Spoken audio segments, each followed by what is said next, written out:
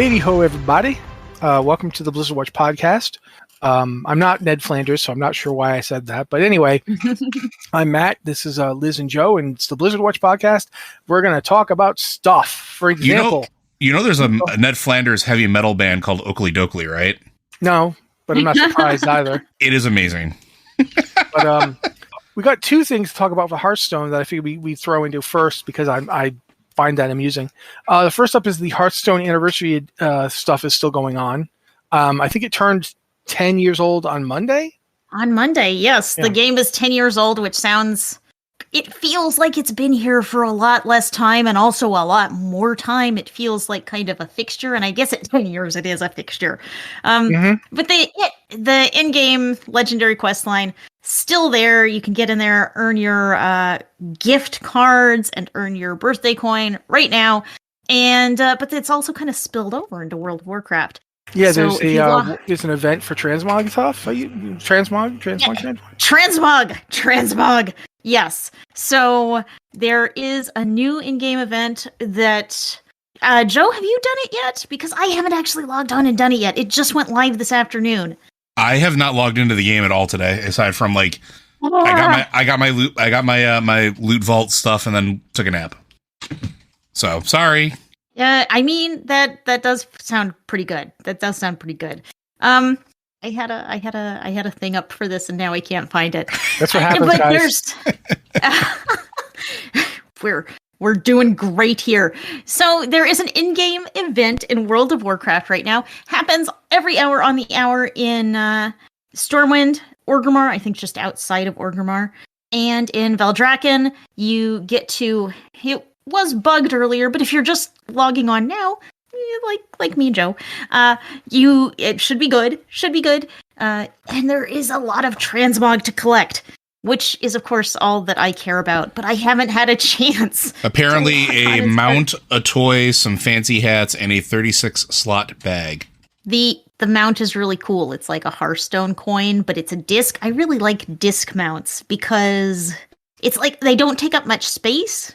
There are so many like great-looking mounts in the game that look amazing and are so elaborate, have such great details. But like if you're wandering around a city, they're gigantic. They block everything. They block other players. So these little disc mounts are pretty cool. There is a tabard. There's a Sarge pet, which is a little white rat. There is Reno's lucky hat. So you can get Reno's classic kind of brown fedora. Man, this is so great. This is great. I'm so excited to go and get all of these things. That's very cool.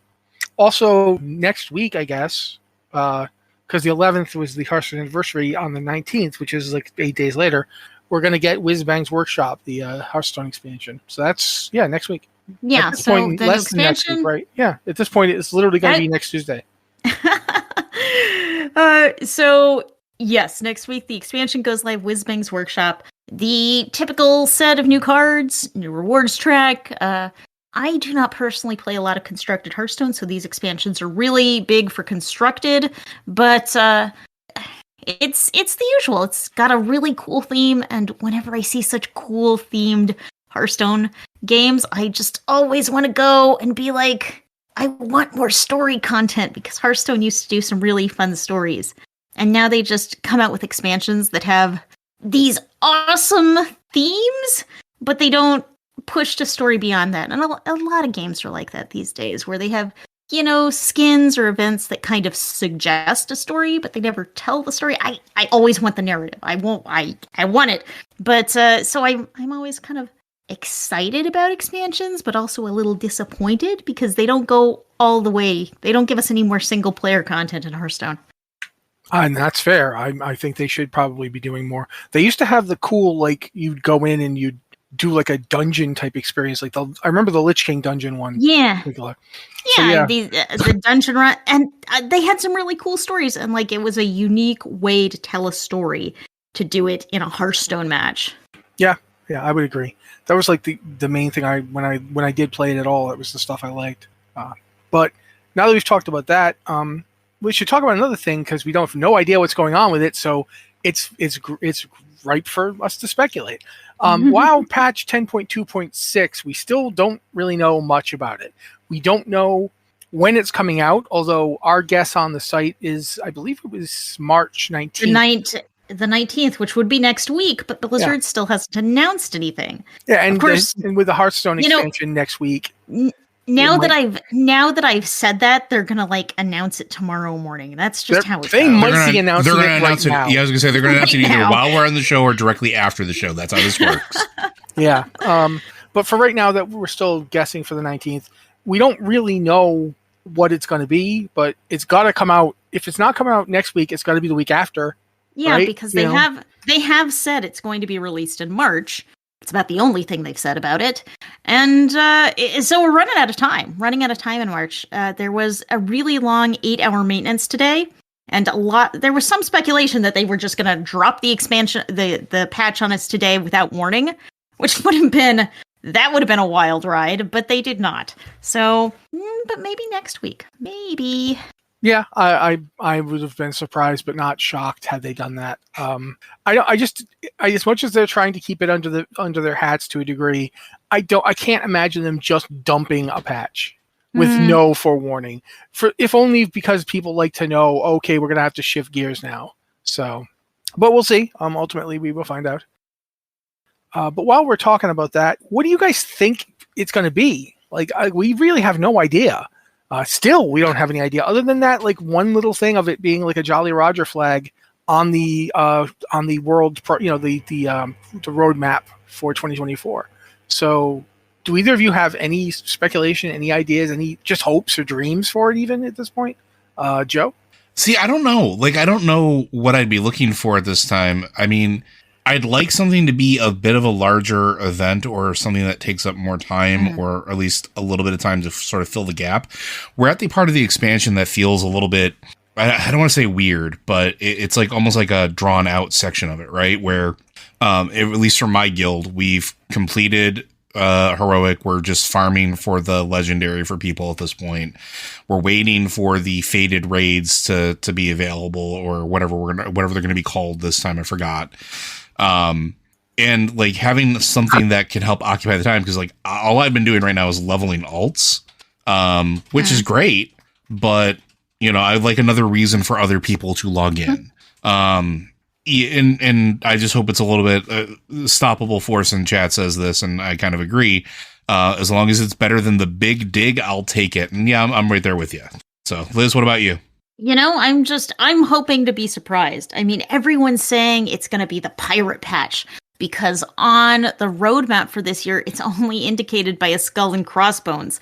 So being contrary as I am, I want it to not be a pirate patch.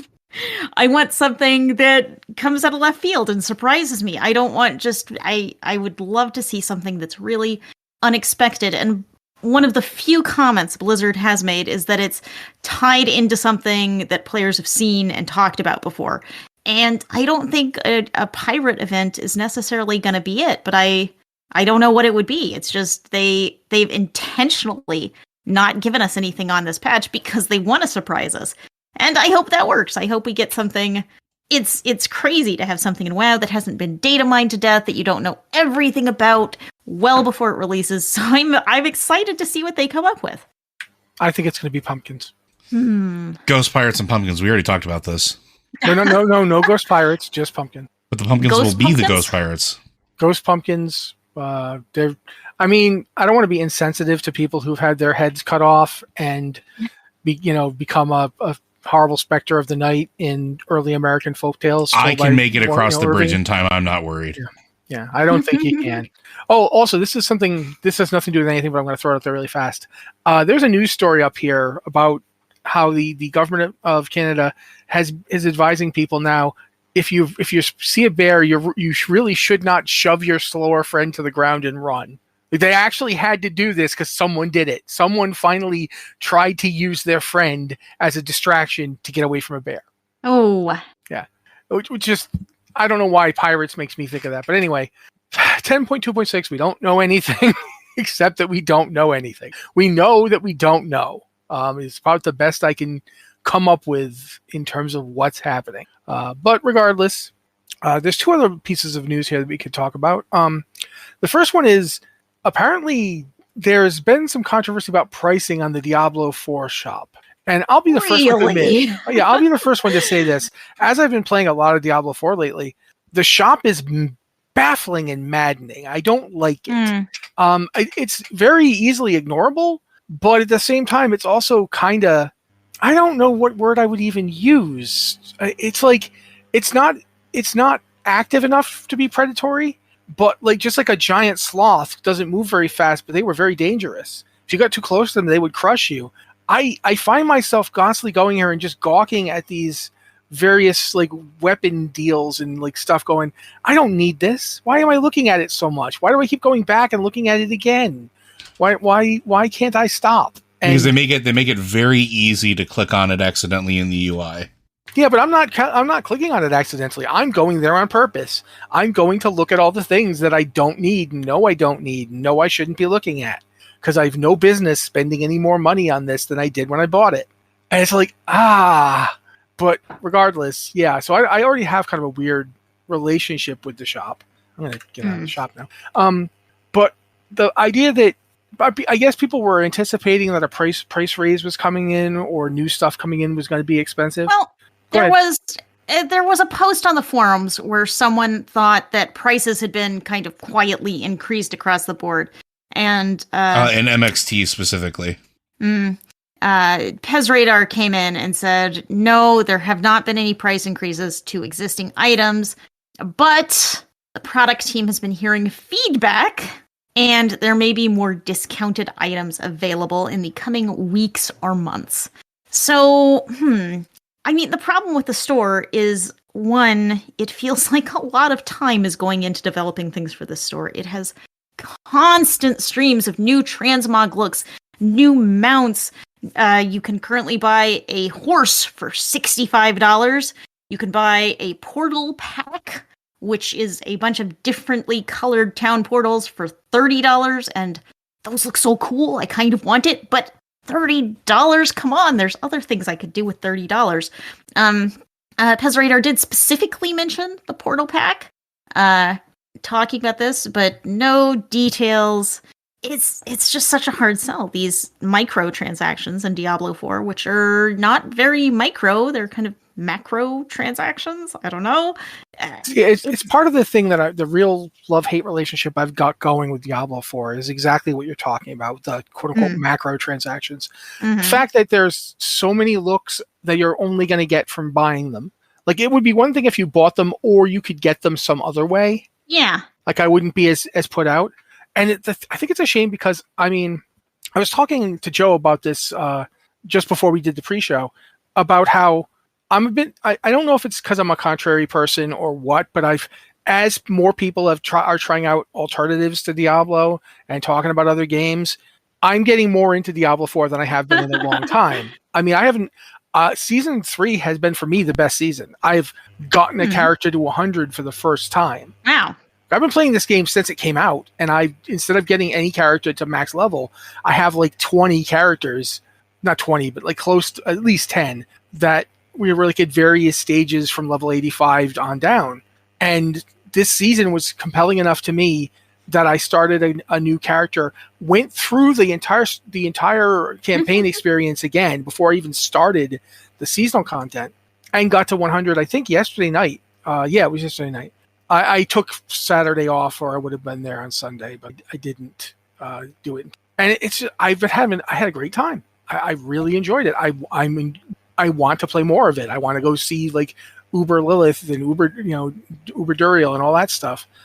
And part of it is simply that I've been playing around with builds and just having a lot of fun. And part of it is also the fact that every time somebody talks to me about a competitor, there's two kinds of people. One who's just genuinely excited for the competitive game, in which case, more power to you. I'm glad you found something you like. We should all get to play games we like. There's a reason I'm still playing Baldur's Gate. No one game does everything for anybody, and I want there to be options for people. That's great. But a lot of people, it's less about the game and more about how, they want Blizzard to fail for one reason or another.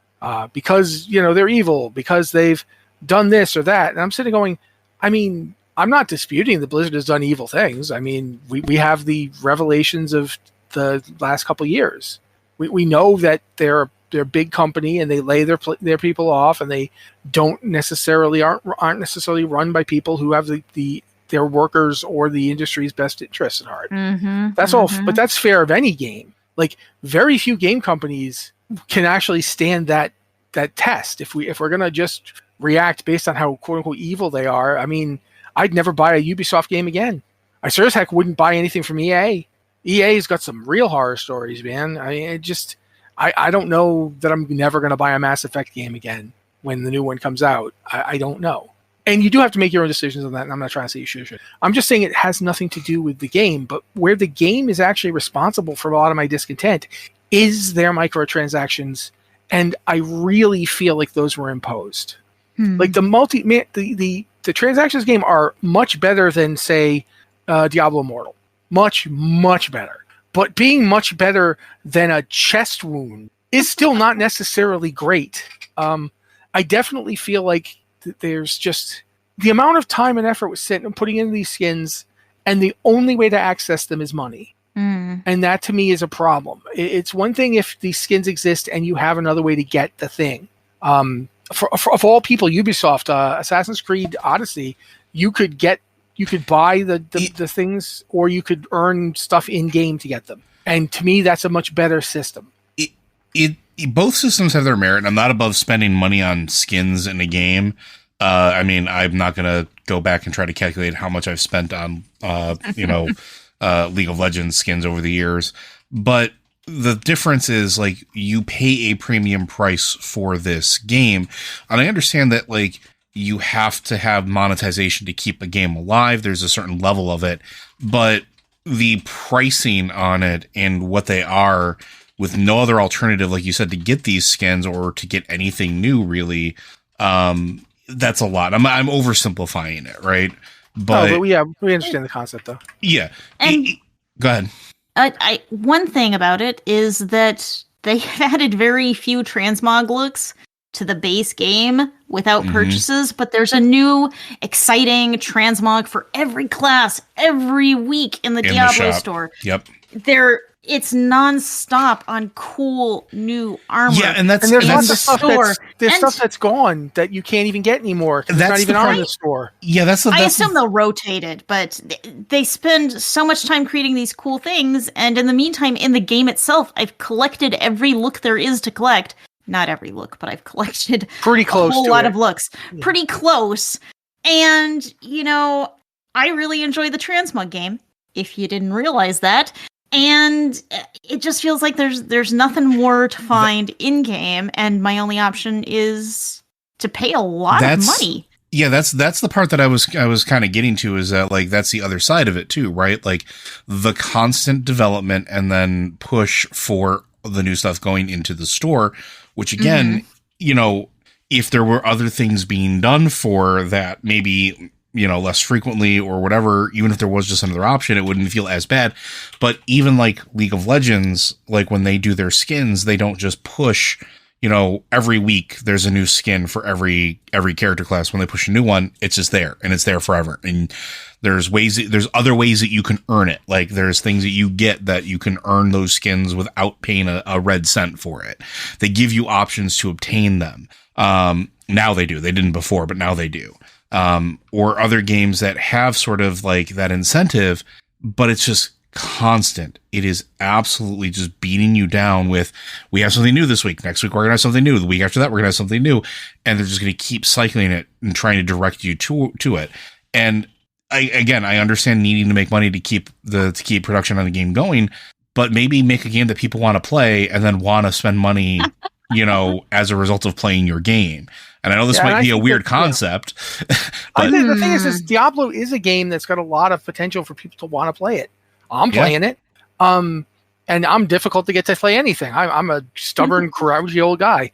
But it's like, one of the things I noticed when I was leveling up was that if you're doing the season journey, they have 3 tiers. They have the free tier, which is almost nothing. You get almost nothing for doing it. You get the ashes that you can use to ramp up your season journey powers type things, the urns and all that. And then you get like a few, like there's a couple of items that you get, but otherwise it's basically just that.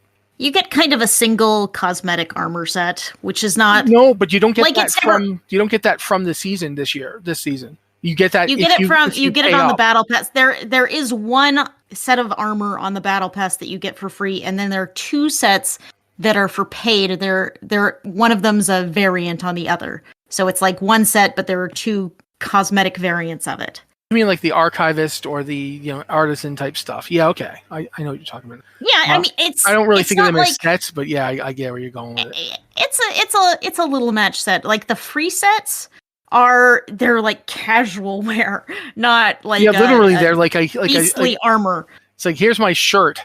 Yeah. It's like here's my other shirt.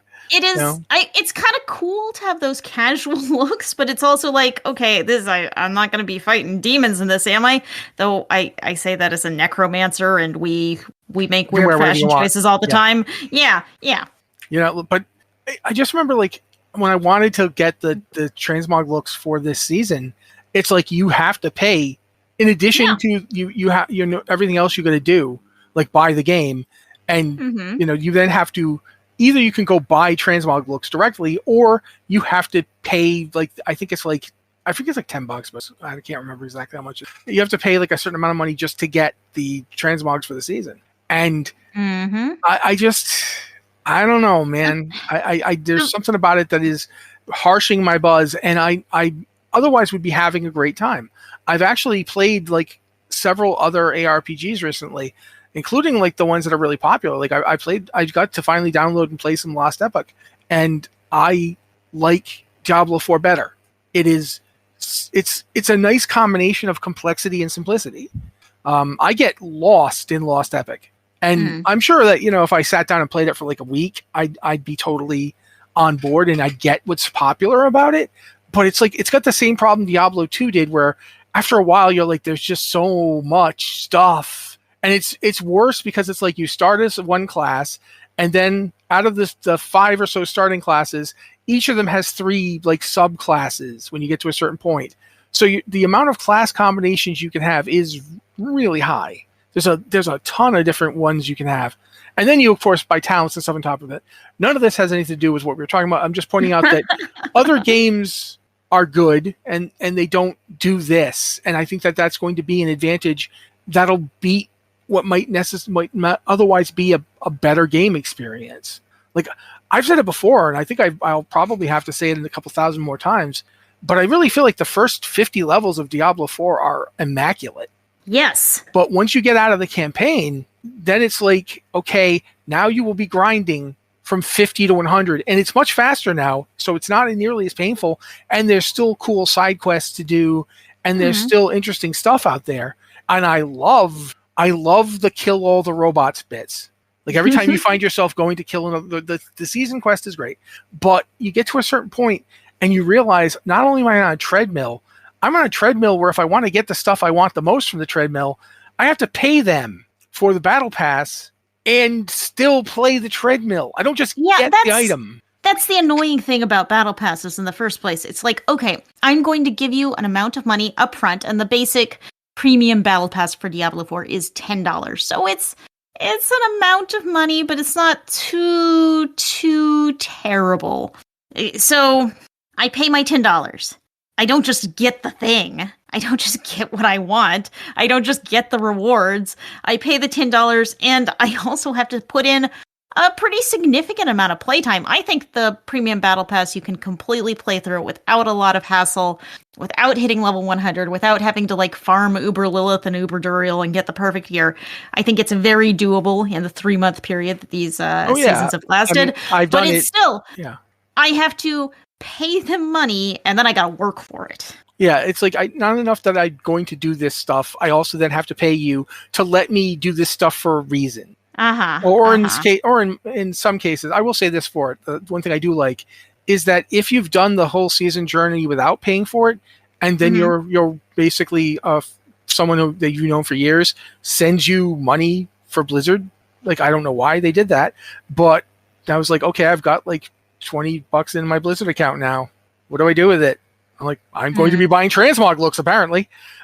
So I bought the season thing because I'd already completed it. So I immediately got all the looks. And that was fine, except that I can't imagine doing that if someone else hadn't just sent me the money. You know, like spending my own money on this, especially when stuff's tight and I'm trying to do stuff with it. You know, it's kind of crazy. You know, I don't know, but I do like the idea they're going to discount stuff. I would like it if they brought back all the stuff that they don't currently have on the store and put that stuff up discounted. Like honestly, just stop with the FOMO store style and just have a real store if you're going to do it. Yeah, I would like that. Yeah. One thing they could take from World of Warcraft is World of Warcraft has been putting up looks for sale, you know, for real money in the shop. And then a few months later, sometimes they show up in the trading post. So it's like there's this kind of exclusivity period where there's something cool and new that you can only buy for real money. But then it filters its way down a few months later into the trading post. And then anyone can just, you know, log in and play the game, get the cool look that you used to have to pay money for. So there's an in-game method, even if you can't get it like, first thing, I'm the first person with this transmog. It's like, nah, I don't really care if I'm the first person. If you want it that badly, then you'll spend the money. And if you're willing to wait to not spend the money, you can have it, but just not as soon. I think that's a really good system. I think the trading post in general would be a good thing for Diablo 4 to steal. Like imagine if every month is not even part of the season, just every month. Oh my god, I would be so into that.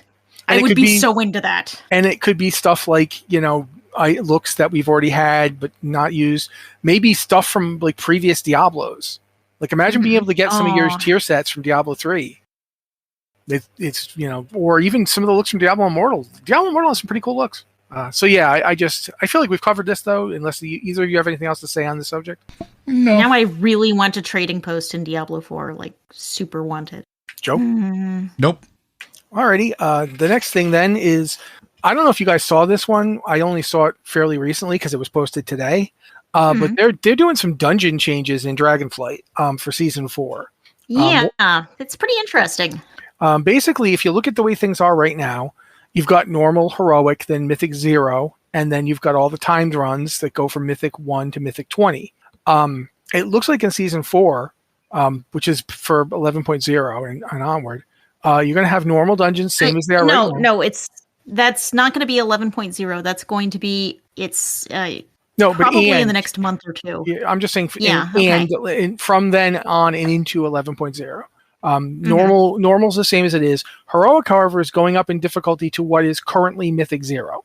And heroic dungeons will give you mythic 0 level gear. The gear that is mythic 0 right now will be heroic dungeon gear. You still queue for them the same way you do now, but I think they'll be slightly harder and they'll have better gear.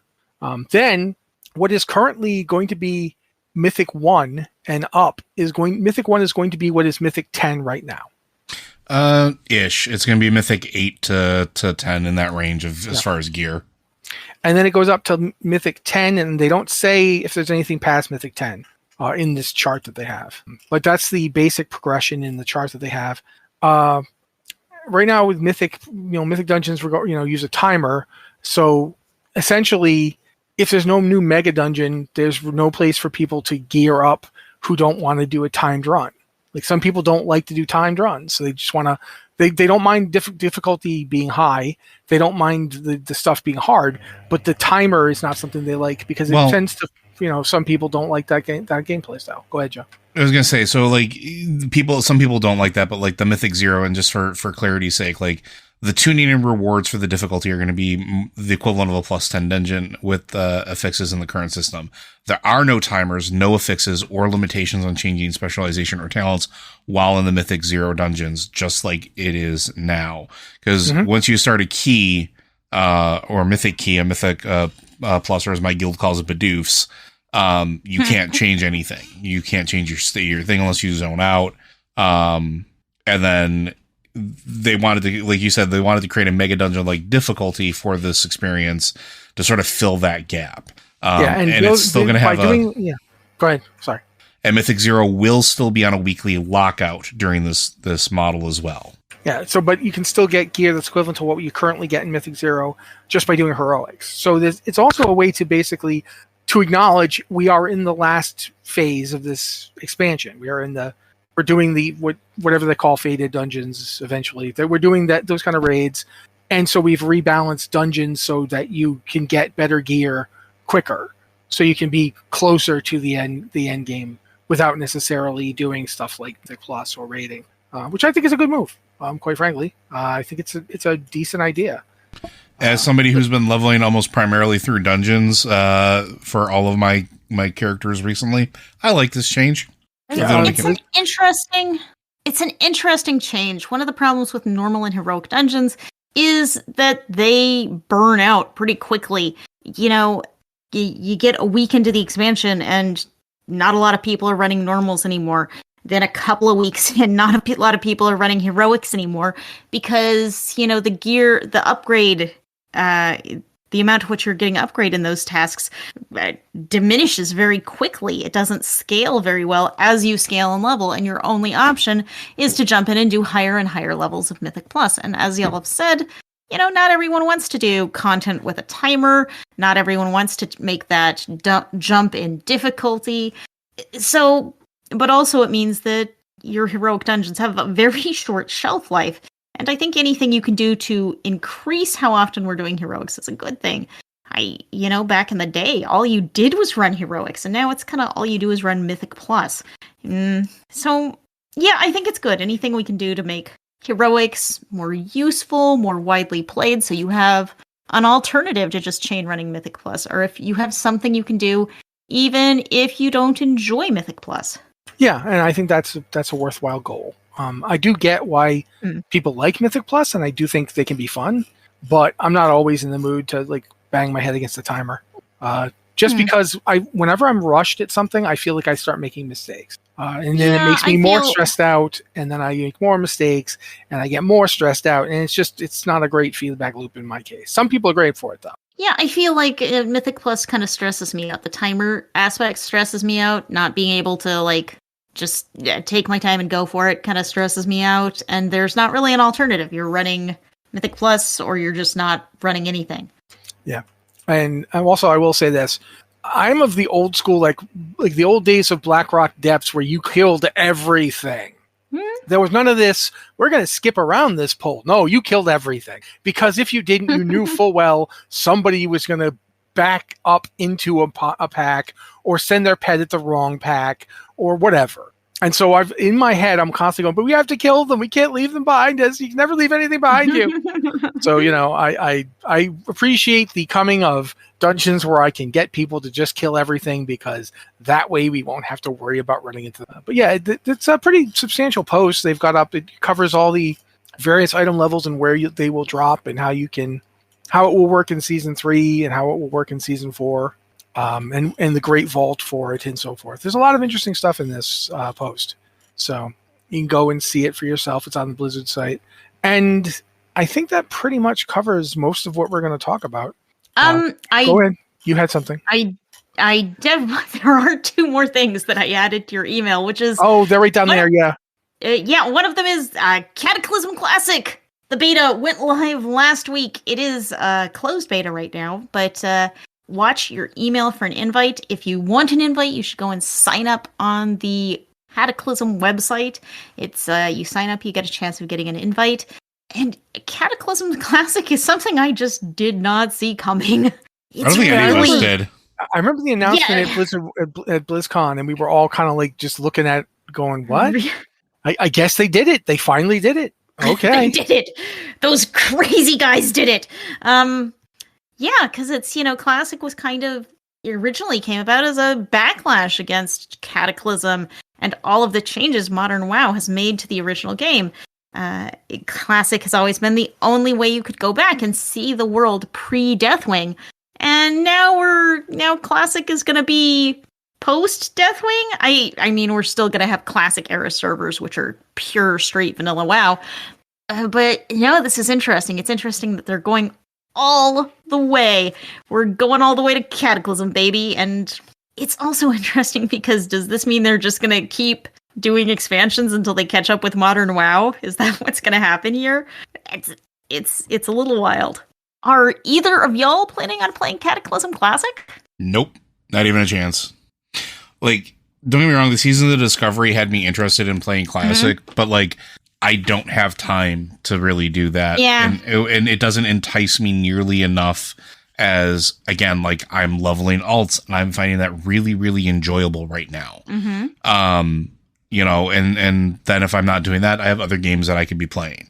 This is just, and it's just my opinion, but like part of it also, I have no desire to play Cataclysm Classic on principle because I don't think it should exist. And this is maybe my soapboxy thing, and I know people are going to have their own opinions on it. That's fine. This is mine.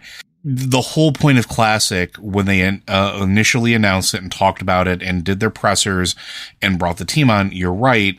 It, when it was originally created, when it wasn't Blizzard, when it was just servers being run privately, it was because people didn't want to play the new world. They didn't want to play Cataclysm. They didn't want to play with the new talent systems that were in place and things like that. Then they brought it in-house and they reached that agreement, which was really cool. And don't get me wrong, I thought that was really nice. But they even said that it was about preserving that legacy to a little extent, or to a little bit, to a certain extent, and having, you know, that game live on where, you know, you can't have that version of the game anymore. It does not exist anymore. But Classic allowed the game up to Cataclysm to exist again. And then Cataclysm hits and it's a completely different thing. And like the fact that they're doing Cataclysm Classic, the only way in my brain that it makes sense is if now we're going to get an announcement that they're doing divergent programming, where they're going to do development for a game that essentially runs in parallel to WoW fully, not the little bits and pieces. I'm not trying to undermine the work that they do on Classic. Please do not take it as such. Those of you listening at home, but taking the minor changes that they've done, or the things that they've put in that really don't change, you know, a core bit of the game, but I feel like they're kind of moving towards that, especially with the Seasons of Discovery, and just turn it into basically WoW 2, because there's only so many things they can do. Like having Mop Classic could be, you know, I'm sure people will enjoy that, but you can also just run through in Quest and play through Mist of Pandaria on live. If you want to do the raiding and stuff like that, okay, I can understand that and having that option and doing the classic guild stuff. But it's just, I don't know, like having Cata Classic sort of ruins the idea of having Classic at all for me. So I will not touch it. That's just where I'm at. I think it's interesting that before BlizzCon, everyone was kind of wondering, what's Blizzard going to do with Classic? What are they going to do with Classic? Are they going to actually go with Cataclysm? Are they really going to do it? Or are they going to make some kind of divergent game, like you said, Joe? And it's like, are they going to do one? Are they going to do the other? What, you know, kind of all these debates on what direction Blizzard would take. And then we got to BlizzCon, and it's like, we're doing both. We're releasing Cataclysm Classic, and we're releasing Season of Discovery, which Season of Discovery is a version of vanilla WoW that's a little different, with kind of secrets hidden around the world, with raids that are revamped versions of old dungeons. And we actually just found out that they are planning to have new post-60 content. They kind of mentioned this as a tiny little sentence aside in a recent post. And so it's interesting. They're giving us Cataclysm, but they're also doing the seasonal thing that is divergent content. They're kind of, it feels like they're kind of covering all their bases here. Well, and plus, we haven't even mentioned the hardcore mode. Yeah. Which is WoW Classic again. It's just WoW Classic hard mode. And it's basically, I think it's, you can be either Classic era or the other time. You can just be in any Classic game. You can just click on hardcore mode and go be hardcore. And that's interesting because WoW never had that. Hardcore is specific servers. It's not like a checkbox. It's their specific hardcore servers. But does it have everyone? Is it just Classic era, or is it also like right now? It'd be Wrath. I think it's just Classic era. I think it's just Classic era. Okay. So it's still like, it's interesting that they come up with new, different ways to play the original WoW. They keep doing this. That was all I had. But yeah, regardless, we'll see what the future holds after Cataclysm Classic goes live. I mean, I don't even know if I want to call it Cataclysm Classic. It just feels like Cataclysm 2.0. In some ways, I kind of want to check out Cataclysm Classic because Cataclysm Cataclysm kind of broke me of my Warcraft habit originally because it came out and everything was so different and my class was so different and I couldn't do it. I couldn't make that transition and I quit the game for the entire expansion. I came back in Mists, which Mist was a good expansion, but so I missed that and I feel like with the time since then, I could go back and have a different perspective on that because the classes have changed over the years. They've changed a lot over the years. Even from Shadowlands to now, classes have changed a lot. So I feel like if I went back, I would appreciate it in a new and different way. But it's also not the same I don't thing. know. Yeah. It's not the same. But one of the things about WoW Classic in the first place, and we talked about this way back when Classic was a newer thing, is that you can't go back to vanilla WoW. You can't. There's no way to go back to vanilla WoW. There's no way to go back to that experience where you're first entering Azeroth, making your first character, flying that griffin from Stormwind to Ironforge for the first time, covering all of that distance, looking at what's below you and just being amazed at this huge world you're in. You can't go back because it's been 20 years. You were a different person with different experiences, different knowledge, different friends. A lot of my memories of old Warcraft, of Burning Crusade, of Vanilla, of Wrath of the Lich King, a lot of those memories are tied to the friends that I played with and the crazy things we did or tried to do or died a lot doing. But you can't go back to that. However, you can go back and replay things with a new perspective. And I think if I found the time to play Cataclysm, that's what would be interesting. It's not trying to remake the Cataclysm experience, which wasn't great for me at the time.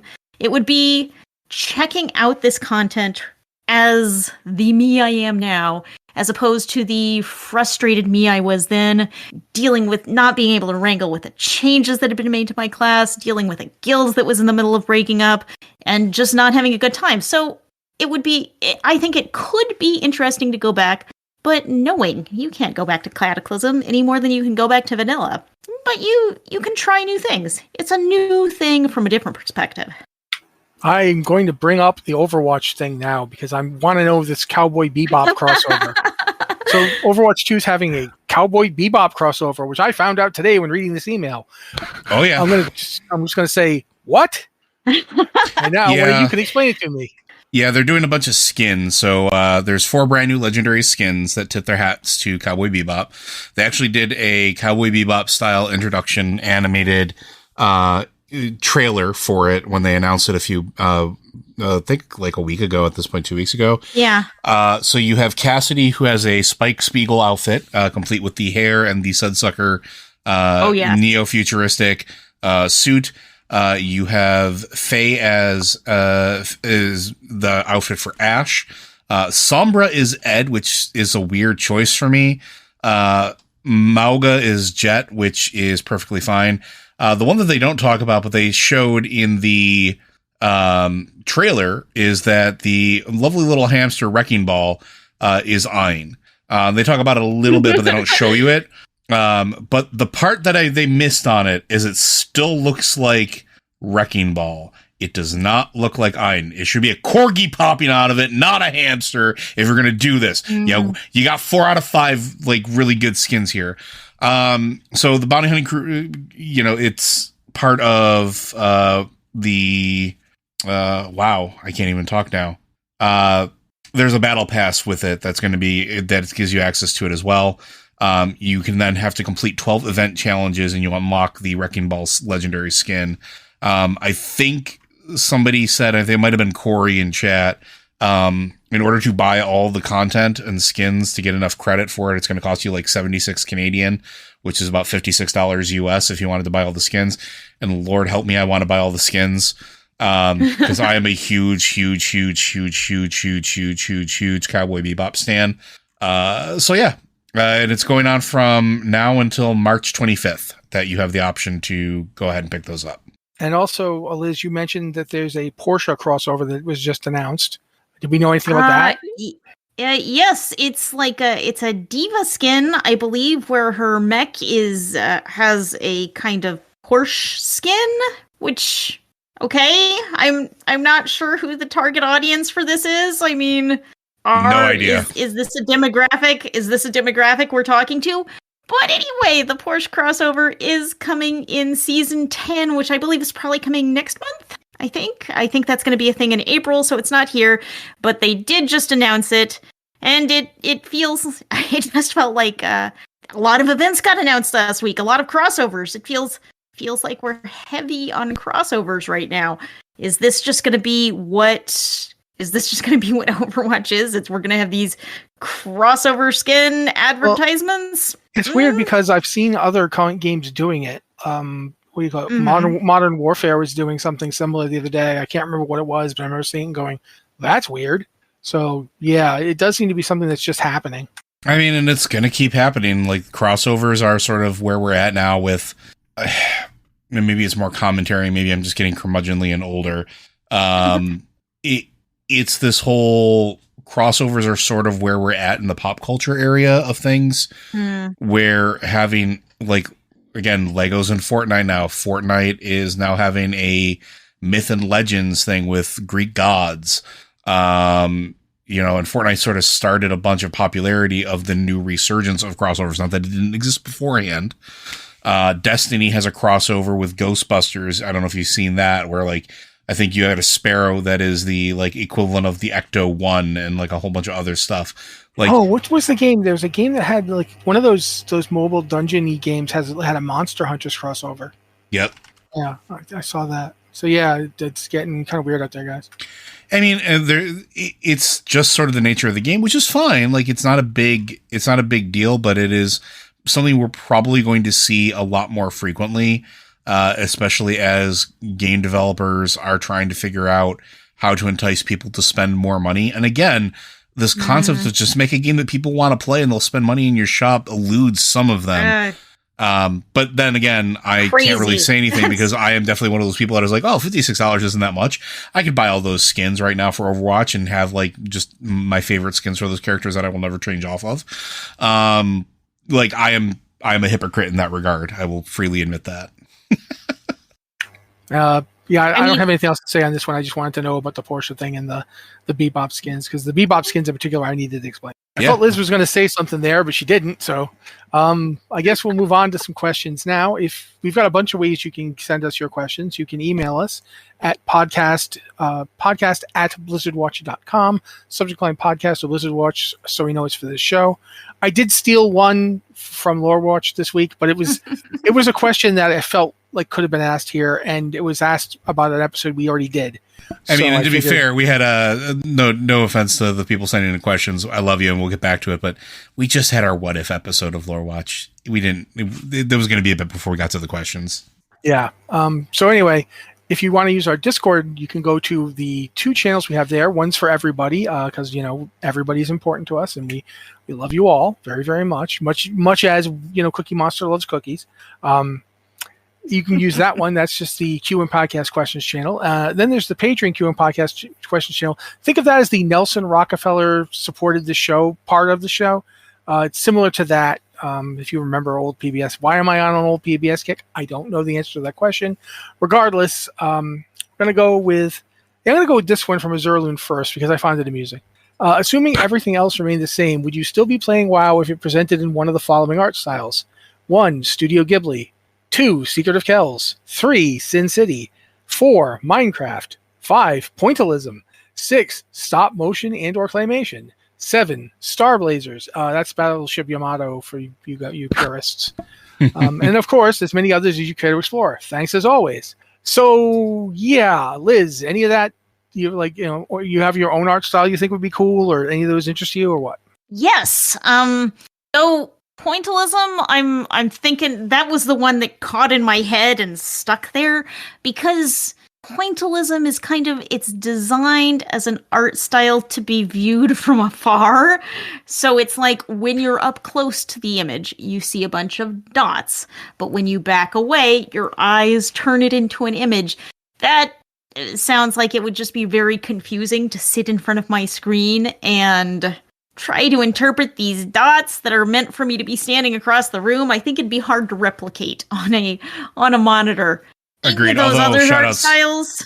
I was gonna say, although I agree with you. Although shout outs to referencing Surat. Any of those other art styles, I'm there for. I would 1000% play a Studio Ghibli style. Wow, that would be super fun. That'd be super neat. I would just be amazed at all the flying castles we were going to. Yeah, I think the Studio Ghibli stuff would be really cool. I will never touch a Sin City style game. I think we had a burst of it a while ago with like black and white with the splashes of color. If I wanted to do that, I'll play Super Hot, which, all of the bad guys are bright red against a white monochrome background ish type thing. I think that would make it very inaccessible to a lot of people who have trouble already with like monochrome depth of perception. The other stuff I'm sort of really in for. Like if you could give me a claymation style of it, I'd be all about it. I would fear for the people doing that because I know what goes into doing claymation style animation because I actually, wanted to do that at one point in my life. Star Blazers would be absolutely wild, but I mean, at that point, you're just looking at like, Honkai Railroad or whatever the new one is, which is essentially that, or Phantasy Star Online, which is essentially that same type of art style right now. Minecraft technically already does a WoW type thing. Yeah, they get their Minecraft dungeon-y type thing. They do. So Minecraft Dungeons, but that's more of a almost like Diablo-ish thing. But there are content creators that create mod packs that are essentially Minecraft adventures that do exactly the same thing.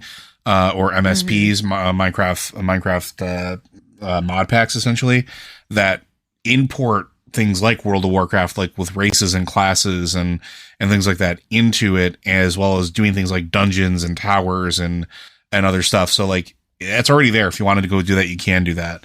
I don't know what other style I would really go for, except for maybe extreme cell shading. I would be okay. Wind Waker. Yeah.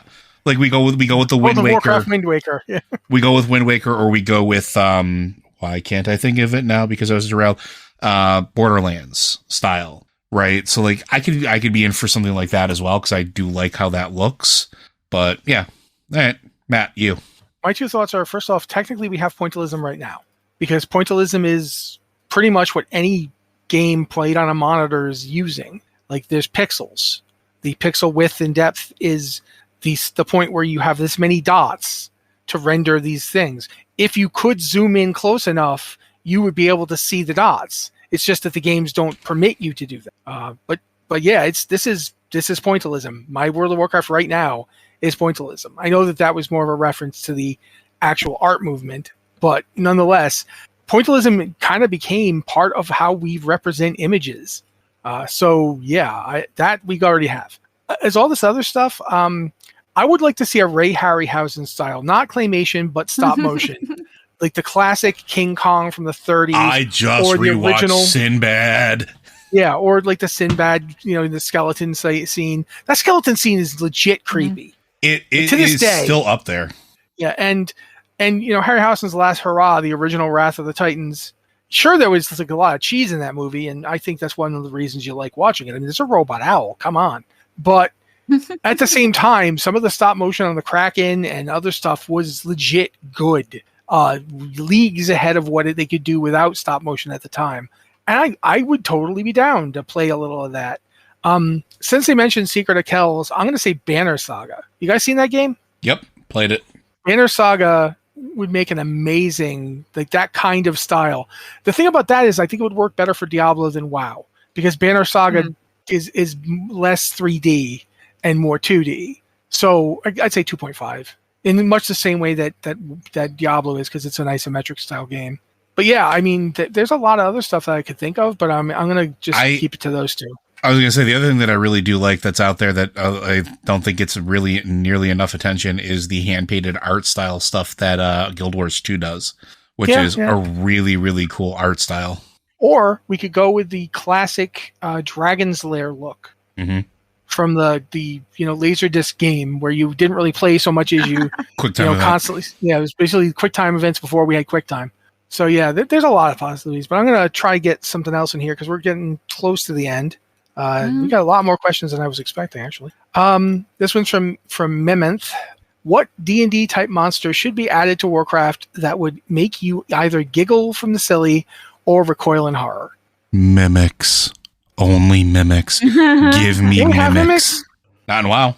Oh, I always thought we had like at least one chest that would. We never had actual, true, honest to goodness mimics. Give me mimics. Yeah. That would be creepy. Liz? I don't know. I read this question, I was thinking about it, and I don't have any ideas. Like, my first thought was like, well, the classic one of the classic monsters is the Beholder, but I'm like, wait, those are already in WoW. Mm-hmm. You have things just like Beholders in WoW. So I don't have any good ones here. A Bullet would be good too. Little land shark action. I don't even know what that is. It's a land shark. Yeah, that's a thing. It's a quadrupedal land shark that is absolutely voracious, like a giant great white shark. It is a classic monster that doesn't get used nearly enough. And when it was included in Baldur's Gate 3, I was giddy, like literally giggling when I got to fight one. I was like, "Yee, they remembered it exists." It was great. I mean, I think it would be cool if we got like multicolored dragons that organized in these. Oh, sorry. Wait a minute. Never mind. I have a few ideas. Like, one of them is gelatinous cubes. Mm-hmm.